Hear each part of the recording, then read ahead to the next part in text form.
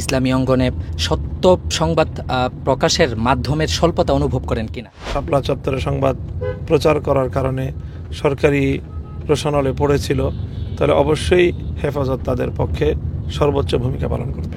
শাপলা চত্বরের গণহত্যা সম্পর্কে যতটুকুই জানতে পারি সেটা সন্দেহাতীতভাবে বলা চলে যে তৎকালীন সময়ে যে মিডিয়াগুলো সরকারের রোশানুলকে উপেক্ষা করে এবং ভয় মাথায় নিয়ে তারা আমাদের কাছে তথ্যগুলো পৌঁছিয়েছে বা তাদের বিভিন্ন ছবি ভিডিওর মাধ্যমে। তো সে সময় হেফাজতের সংবাদ প্রচার করতে গিয়ে বেশ কিছু গণমাধ্যম বন্ধ হয়েছে।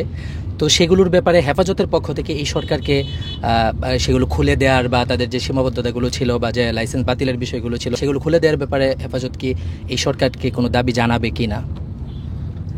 সেটা অবশ্যই আমরা এ পর্যন্ত যতটুকু জানি যেই গণমাধ্যমগুলো সরকারি রোশনালের শিকার হয়েছিল তারা এখন অনেকটাই বাধাবিঘ্নহীন। তারা চাইলে তাদের কার্যক্রম পরিচালনা করতে পারে। হয়তো কোনো কোনো গণমাধ্যম তারা তাদের আভ্যন্তরীণ নানা সমস্যার কারণে অথবা সিদ্ধান্তহীনতার কারণে বা সিদ্ধান্ত নিয়েই হয়তো তারা এখন প্রচারণায় আসছে না, এমন কিছু তথ্য আমাদের কাছে আছে। বাকি যদি এরকম প্রয়োজন কেউ অনুভব করে কোনো গণমাধ্যম যারা শাপলা চত্বরে সংবাদ প্রচার করার কারণে সরকারি রোশনালে পড়েছিল, তাহলে অবশ্যই হেফাজত তাদের পক্ষে সর্বোচ্চ ভূমিকা পালন করবে। এই জায়গাটিতে এসে আমাদের ইসলামী অঙ্গনে সত্য সংবাদ প্রকাশের মাধ্যমের স্বল্পতা অনুভব করেন কিনা? হ্যাঁ, সংবাদ মাধ্যমের স্বল্পতা অনুভব করি। আসলে স্বল্পতা তো অনেক জায়গায় আছে, আমাদের সীমাবদ্ধতা।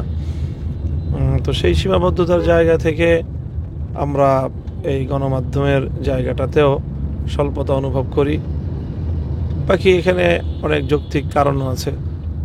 বিশেষ করে বিগত সরকারের আমলে সেই জায়গাটা অনেক ঝুঁকিপূর্ণ ছিল, তো সেই কারণেও এটার কোনো বিকাশ ঘটেনি।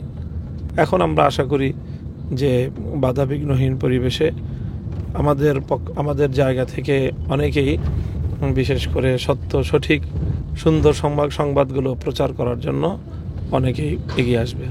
ঢাকা বিশ্ববিদ্যালয়ের মতো জায়গায় বিশেষ করে ঢাকা বিশ্ববিদ্যালয়ের ছাত্রদের বিভিন্ন সংগঠন আজকে গণহত্যার বিচার চেয়ে আন্দোলন করেছে। ঢাকা বিশ্ববিদ্যালয়ের বিজনেস ফ্যাকাল্টির একটা অডিটোরিয়ামে তারা এই বিষয়ক সেমিনার করেছে। তো এভাবে সারা দেশের মানুষ, বিশেষ করে ছাত্র সমাজ, সব অঙ্গনের মানুষ শাপলার গণহত্যার বিচার চাচ্ছে। তো শাপলার গণহত্যা সহ আরও যে গণহত্যারগুলো ঘটিয়েছিল সেই বিচার কার্যক্রমে এই সরকার নানা সফলতা দেখালেও বিচারের জায়গাতে একটু পিছিয়ে রয়েছে বলে সবাই মনে করছে। তো আপনি সরকারের কাছে এই বিষয়টাতে কী বার্তা দিবেন? সরকারের কাছে আমাদের বার্তা তো পরিষ্কার। সেটা আমরা গত 3 তারিখে যে মহাসমাবেশ করলাম, সেই মহাসমাবেশের অন্যতম একটি দাবি ছিল আমাদের এটাই যে শাপলার গণহত্যা সহ সবগুলো হত্যাকাণ্ডের দ্রুত বিচার সম্পন্ন করা এবং বিচার কার্যক্রমের গতি বাড়ানো, এই বিষয়ে আমাদের দাবি সুস্পষ্ট এবং আমরা এই দাবিতে আরও কর্মসূচি পালন করব এবং আমরা অব্যাহতভাবে এই দাবি জানিয়ে যাব এবং এই দাবিতে আমরা সরকারের উপর মাঠ পর্যায়ে থেকেও চাপ অব্যাহত রাখব এবং আমরা মনে করি যে বিষয়ে সরকারের আরও তড়িৎ কর্ম হওয়া উচিত।